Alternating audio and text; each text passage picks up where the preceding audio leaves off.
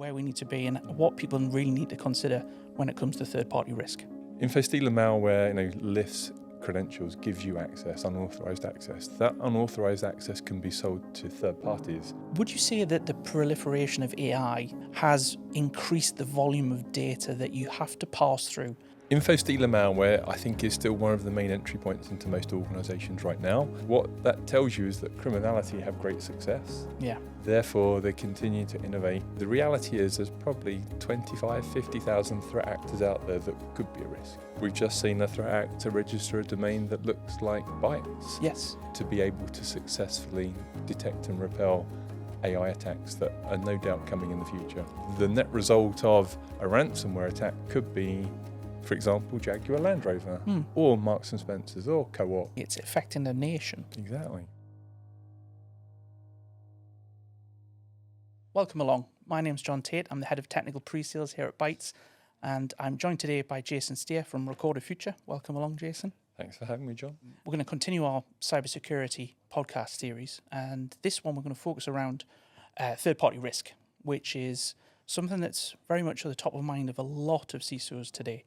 So do you want to have a chat around that and get your thoughts on where we are, where we need to be, and what people really need to consider when it comes to third-party risk? Yeah, no worries, John.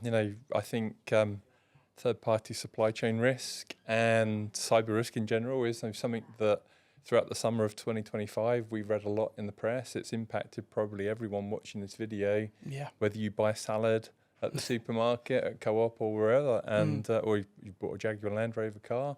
So I think resilience and cybersecurity and third-party supply chain is a very hot topic right now. And I think for most organizations, the difficulty they'll have is they don't know where their risk resides.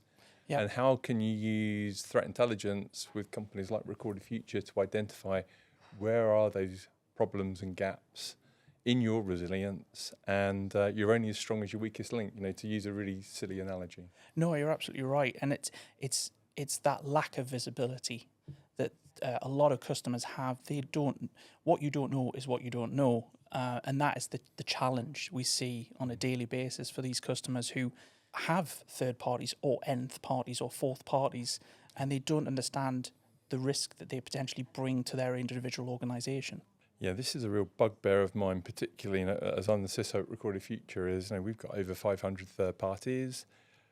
Breach disclosure is a thing that isn't done very well anymore. It used to be done better, but legal and marketing people really own communications on that. So the only way you find out about it now is either through official communications weeks or months after the fact, or you see the evidence of a cyber attack on the dark web as the other way of finding it. So I think this is where a lot of our clients come to us to help give them the visibility and shine a light on. You might want to ask this supplier some questions because there's some interesting evidence up for sale right now. Exactly, and I guess that's the benefit of having a threat intelligence platform such as Recorded Future, is you may not have that visibility or early warning. You want your third parties to tell you that they have potentially been breached or are at risk, whereas, as you say, it could take weeks, months before that breach notification comes through. So when you have a platform like that, you can get that early warning that something might be a little bit amiss in your supply chain. Yeah, I think threat intelligence has historically been open source intelligence using smart humans, but as we know, smart humans don't scale. Exactly. There's millions of places on the internet that you should be collecting information from, but you can't ask a human to go and visit 20,000 news sites every morning and do it at scale and get the context of it and translate it into a language that everyone can understand and make sense of it. So I think this is where we've seen there's lots of really smart threat intelligence companies out there, but just at the sheer rate that information gets posted now is you have to use machine learning, you have to use AI to ingest and make sense of this in real time. And at the end of the day, what clients need is real-time notification of a risk to their business. If it's 2 weeks late, who cares? It has to be real-time and actionable, i.e. I have to be able to make a decision with it. So using compute power, using collection is the only way to do it, we believe. But there are other organisations who do it well, but will they scale is the biggest challenge. I think that is the challenge. It's like having the contextual awareness that a human could bring to that situation, but also being able to ingest all of that data and understand that data. Would you say that the proliferation of AI, as we see it, as we go through this year, even just this year, has increased the volume of data that you have to pass through to get to essentially the pin in the haystack? That's a great question. I don't actually think AI has generated more information. I think what AI has helped is cut through the volume of data to try and find and be more efficient. Yeah. Obviously, with the concern that with hallucinations of AI engines, that those hallucinations may send you in false directions. And I think this is one of the positives I take away from AI, that you have to trust but verify. So human analysts will play an important part of this ongoing, because humans uniquely understand the context of your business that computers never will. So I think this gives me a lot of confidence that I know the lady in finance who uses this system, I know she uses it once a month. Yes. I know what that flow and rhythm looks like.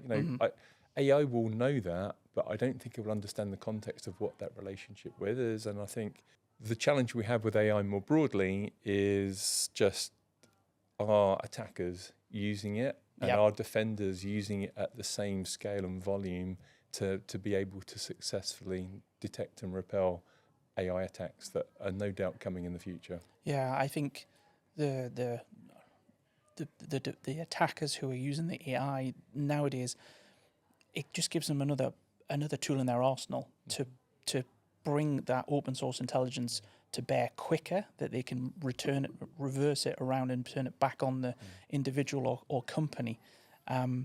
It makes challenging times for those defenders, because the volume of potential attacks or potential threats has just been accelerated greatly. It does, and I think this is a really good segue to talk about how organisations should probably think about how threat intelligence works. If you're on a defender, the reality is there's probably 25, 50,000 threat actors out there that could be a risk. Yeah. Is the job of a threat intelligence program is about narrowing that lens down from 50,000 threat actors down to these are the 100, 200 that really focus on my industry, that would be interested in what we build, what we produce, the clients we operate from, the region we operate in, and that begins the ability to focus.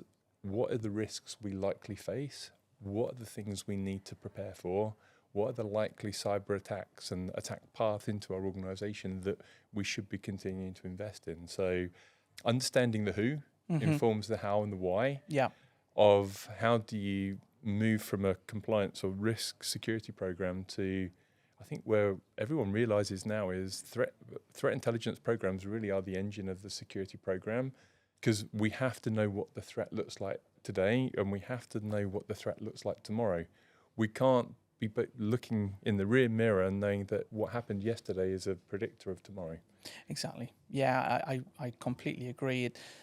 The benefit of the threat intelligence platform, it's almost like it's your friendly hacker from a lens perspective. It can look at your company, tell you where your weak spots are, where your exposed assets are, etc., etc. So you can then take that back into the business and say, hey, we need to fix this. This is a really worrying thing that we need to focus in on. And that's the benefit of having a friendly hacker in a threat intelligence platform. Yeah, I mean, that's what I love about the actionability of data is I can look at, Bytes and have a look at, leaked credentials for Bytes today and be able to say to your IT team, there's 20 accounts that we observe on the dark web that were posted this week with passwords. Are these passwords legitimate user passwords or not? You probably want to do a reset. You probably want to do some sort of incident response. Look at some logging activity, all sorts of things that come from one piece of data that becomes actionable, and that's hugely powerful. But it's being ready for that workflow and additional work, because obviously it does generate more downstream work for other folks and other teams. Yep. But it's good work. And like you say, to your point, it's actionable work. It's not, you're not chasing shadows here. It's actually things that are turning up on the dark web that potentially you really need to be interested in and take action against. Oh, that reminds me, my first IPS deployment in 1999. Snort? Tripwire. All right. And it generated thousands of alerts every couple of minutes, and just thought, what's the point of this product? Exactly. Sorry, Tripwire. It was a great product eventually, but not You in had to 99. tune it. Yes. I had a very similar experience with, it was a Blocks box. I think it was a web browsing thing. And it got to the point where the financial director of the company kicked down the server room door just to rip it out because it was blocking everything. So it's striking that balance between having good actionable intelligence and being overwhelmed with alerts. And I think this is the hardest part. I think if we're talking about what are the challenges for security teams right now, is how do we ensure they make a right decision all the time? And I'll come back to the worst case scenario that you're working in the SOC. You are working in the SOC at 2 a.m. on a Sunday morning in Wigan. It's very specific. And it could be Ashford, it could be Manchester, it could be anywhere. But you're relying on the people who work those shifts are going to be the lowest paid, lowest skilled, because everyone else doesn't want to work those hours. Yeah. And they've got, let's say, what is a P1, P2 alert. And they now are on the spot to make a decision. Obviously, what they will have to do is kick it up the line because they don't have experience. But you can't keep doing that every weekend, every shift, because you burn out the people. So, how do we, threat intelligence is a great example of how do we enable those people at the bottom of the decision-making chain make accurate, consistent decisions to feel empowered in the moment, so that they don't have to keep pulling the alarm. And, security is, all the incidents is just bad decision-making, probably for a vast majority of them, unfortunately, is how do we improve the decision-making quality so that flow-down effect of those bad decisions get stopped, and we enable these, people to get on to do more productive work rather than just, chasing P1, P2, P3, P4 alerts because they don't have the right information at their fingertips to make it a call. Yeah, and absolutely, you empower those users, then they're more aware and contextually aware of what that threat is, and they can make an effect change. So ultimately, it doesn't go, or less goes up the chain to the tier 2, tier 3 operators, and they can concentrate on the real nitty-gritty stuff. You've worked in SOCs. Now, this is the bit that kills you, is the unresolved tickets that just sit there and never get moved. And there's risk there, but you just can't ever quantify what that risk looks like. And that's the hardest part. It is seriously. And for me, I don't like having a mailbox that has an unread thing in it. So from a ticketing system, if there's a ticket there that hasn't been, that would just frustrate the heck out of me. So if we can enable those people to do more with what they've got, it's a force multiplier across your workforce, essentially. I would say so. Certainly, from my 7.5 years at Recorded Future, watching how security teams can perform with good threat intelligence enables them to.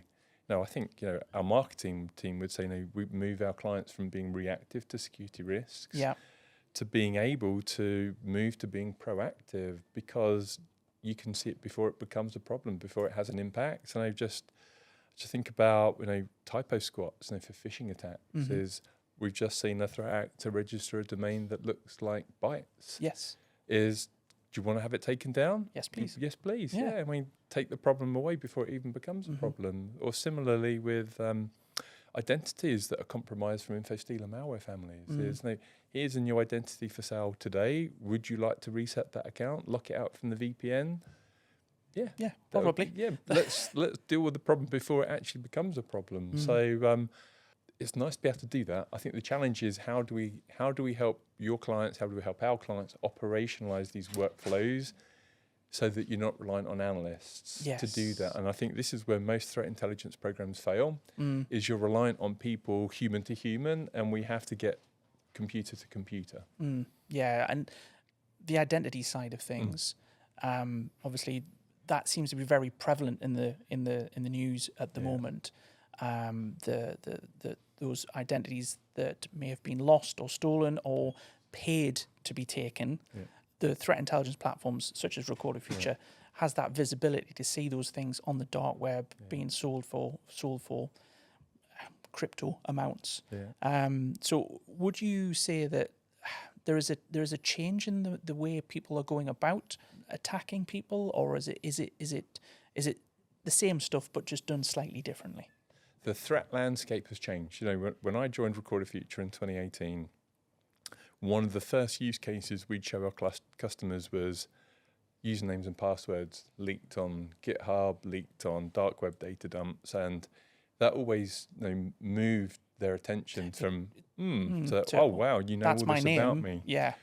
But I think what we've realised is with the widespread adoption of OAuth and authentication tokens in Slack and all sort of a whole abundance of software technologies where we've hard-baked authentication tokens into technology to make it easy for our users to authenticate successfully.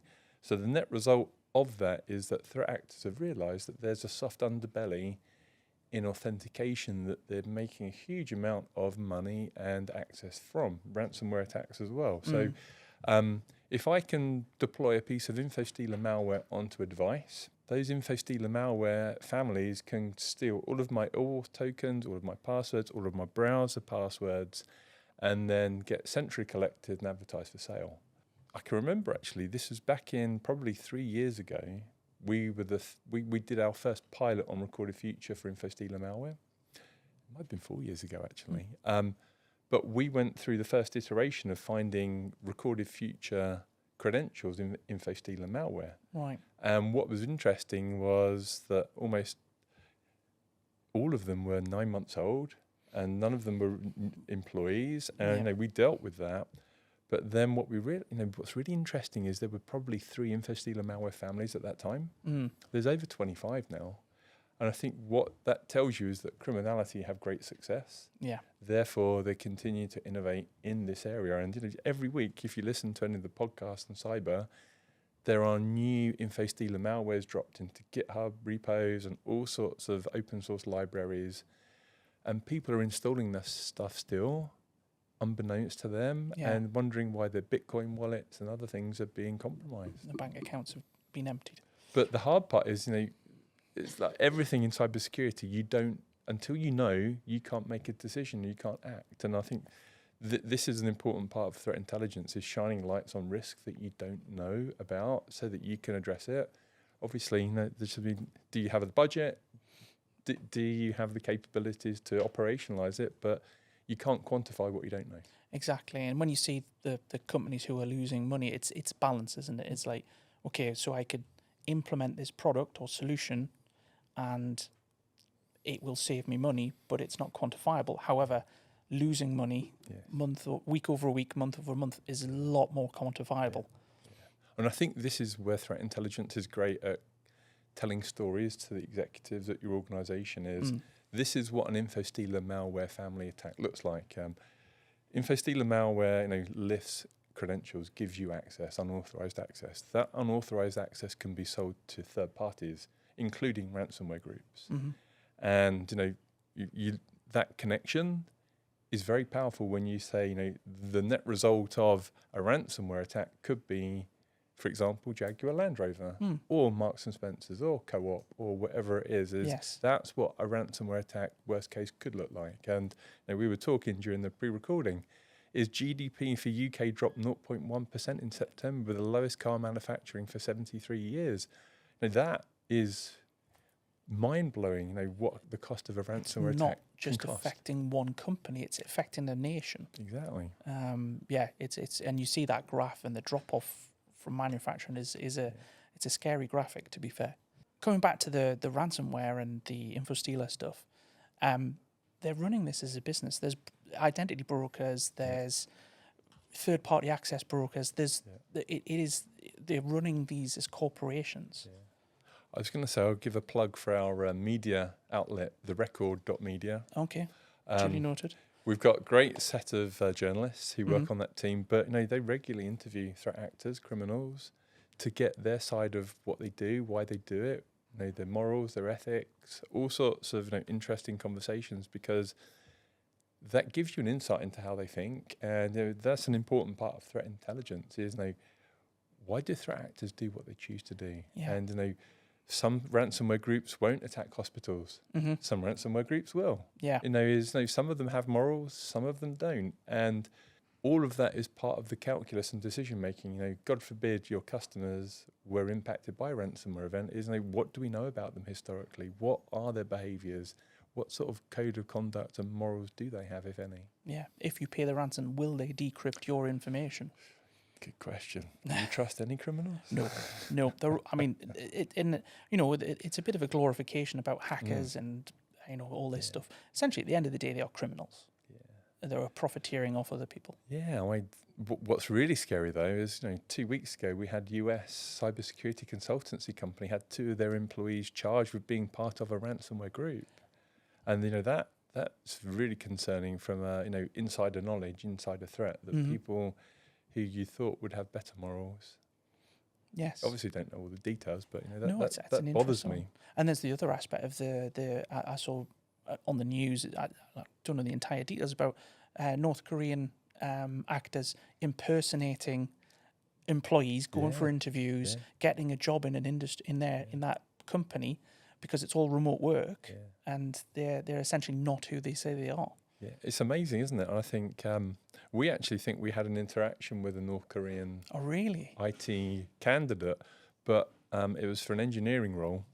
And we had our 2 HR recruiters in Europe interview the candidate. Mm-hmm. But when they compared their notes, they actually interviewed 2 completely different human beings who looked and sounded differently. Right. We're using ChatGPT heavily to answer the questions, had lots of pregnant pauses. And, the exciting part is actually for human resources teams, there are plenty of smoke signals to find these people out now. And, we're much better informed than we were 2 years ago, but it's still possible that they can sneak through. Mm-hmm. Yeah, and that's where I always default to my standard question is, will there ever be a boy born who can swim faster than a shark?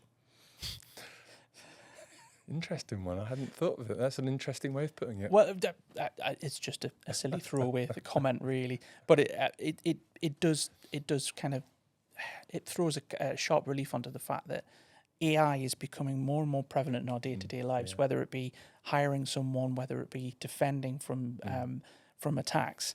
The one thing I'll wax lyrical about Recorded Future is I use the AI function within the platform quite heavily to give our salespeople some ammunition or some, not ammunition, that sounds quite harsh, to give them some background into the particular vertical or the customer they're working with. And I find AI functionality really good because you can set up a report, tell it what you want, similar to ChatGPT, and it spits out some really good information. So talking a bit more specifically about the Recorded Future platform, what's a typical customer for Recorded Future? Is there a typical customer for Recorded Future? What do they come to you for? It is a very wide net because of just the sheer amount of data and things we understand on intelligence that we can inform. But I would say if we can help the most demanding, most mature organizations in the world successful, so we're talking about top 50 banks, we're talking about national certs like Taiwan, like Ukraine, across the US, lots of 3-letter agencies. If we are able to inform and help them make better decisions and better strategic intelligence reports, then I think everyone else in any sector will benefit as well. Mm-hmm. Obviously, those organizations have intelligence professionals who are able to make more sense of it, and I think this is the gap that we observe is having people who understand cyber and understand intelligence, is a skill that many organizations are still learning. Yes, and I guess the benefit of the platform is you can tailor that. Yeah. You can have the tier 1 to the tier 3 in the platform working through those different areas. From a actual platform itself perspective, Bytes have customers across the spectrum, from the large enterprise down to the smaller to medium-sized businesses. Certainly Recorded Future is probably, I would say, more targeted towards the large corporate and enterprise organizations. What What would be the main benefit for those customers? It's easy to get quick wins with threat intelligence. Things like typo squats, phishing domains, Yeah. compromised usernames and passwords, selling access to VPNs, things like that, identities for sale, Yeah. quick wins, vulnerabilities in your, let's say your internet-facing technologies Yeah. that you need to prioritize patching. That's a problem we still haven't solved 30 years later. That we can help with. How do we better prioritize, not just using CVSS and other metrics, but using other risk quantification methodologies, which we provide one as well. So, Yeah. Which are the top 5 suppliers in your supply chain that you worry about the most? How do you quantify that? Those are really quick wins. Yes. And the challenge is, how do you go about doing all of them? And the challenge is you can't go about doing all of them simultaneously because it takes time to operationalize workflows across IT and security teams. You can't just throw it over the fence and expect it to work. Guess what? These teams have other priorities for the business and for their own teams that you're now giving them more work. So the secret is in the baking in of workflows to make them successful, make that work, and then people go, wow, that works. That's really working really well. We've got good data points behind it. Yeah. What's next? Yes. What I've observed in my time at Record Future is clients see the excitement and go, wow, this is amazing. Let's do 10 simultaneously and wonder why it doesn't get the success because you have to get it done end to end to be baked in successfully. Otherwise, it's never fully finished. Exactly. And I think, is there a maturity model there as well for customers? You're starting off with a visibility, which is fantastic. It gives you visibility in things you may not even know that you're exposed to, but then it's baking it in, as you say, to those operational processes internally. And the integration points as well, bringing the data, the data that you find or the intelligence that has bubbled up within Recorded Future and sharing that within your organization through different integration points. Yeah, I think that's one of the things that when I first joined was one of the bits that excited me is how do you bring intelligence into your EDR, into your SIM, into your web proxy, into your DNS. Intelligence can be baked into all of these platforms that informs better decision making and better policy making. We've seen just with this whole transition for SOAR market is starting to be able to automate workflows with SOAR. And threat intelligence plays an important part of that as well because it gives context.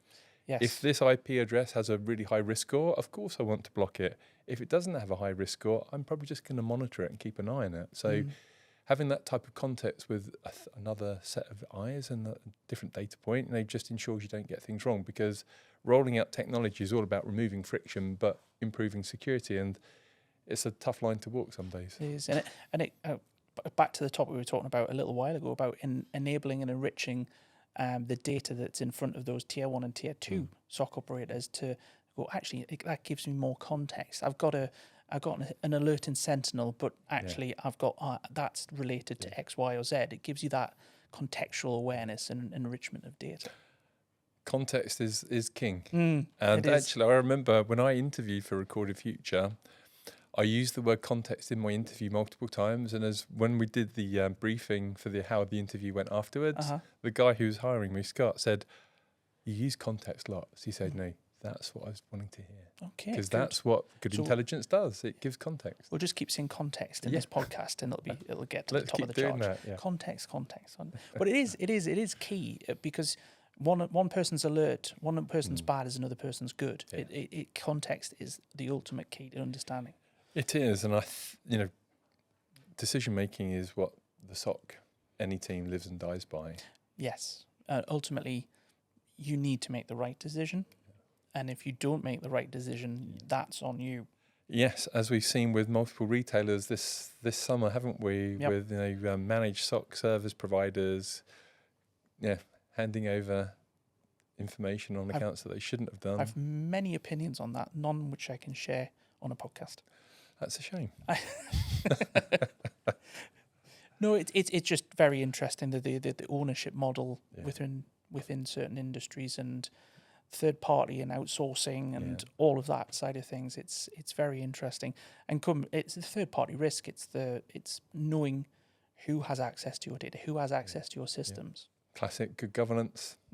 is, where is our most sensitive data? Who has access to it? Who has what privileges to it? When did we last audit it? Yeah. Let's double check, because guess what? The business has probably moved on and changed since, and that's where a lot of the gaps lie, unfortunately. Indeed.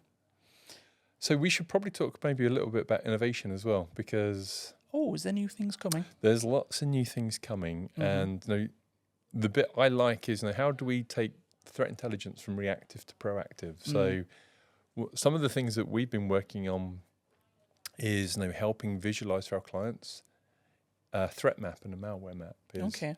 If we know about your business, what domains you own, what technology stacks you use, what software you use on your desktops, all these things, we can start to visualize for our clients who are the threat actors out there that represent the most risk to you. Right. So we can start to inform the CISO, the CIO, the people who care about IT strategy.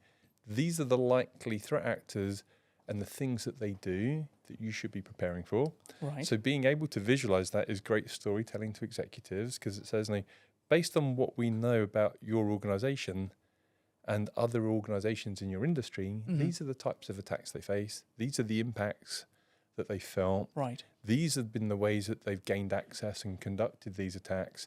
These are very likely the things that you should be preparing and looking out for. So think of it as a roadmap of being able to look at where you are on that maturity journey of your program and overlaying that with what's been playing out across your peers to say, we still have challenges with MFA adoption. We still have challenges with using old legacy technology on our VPN. There's lots of different ways of articulating the risk, not from what I think, but actually Recorded Future is saying, these are the things we should be paying attention to. So it's I mean, obviously you get a score within Recorded Future for your company, but that seems a bit more like very personalized scoring for your company, but then almost a degree of gamification. This is what your peers are scoring, so you can see where you are within that maturity model.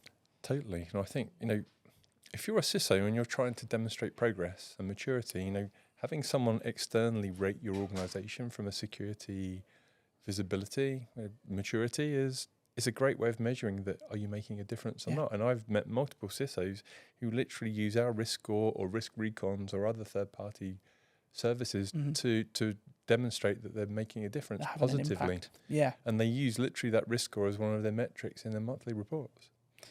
And being it have that measurability, and it's not an internal measure, it's an external measure, it's an independent measure, so they can show that the impact that they've had, whatever things they've been working on, has made it up into the right progress on the score. Yeah, and that's what they get the bonuses for. Exactly, it's where all the big money is. Yeah, it is. So continue on the innovation thread, because I didn't finish. Is how do we continue to drag you forward? So you've got your threat maps, you've got your malware map. So now is what's the next stage? Is how do we do threat hunts? So for a lot of organizations, doing threat hunts takes days, many hours. Yeah. You have to think about, what threat actor do I want to look for? Why? Why do I want to go for that threat actor? So I need someone to tell me that.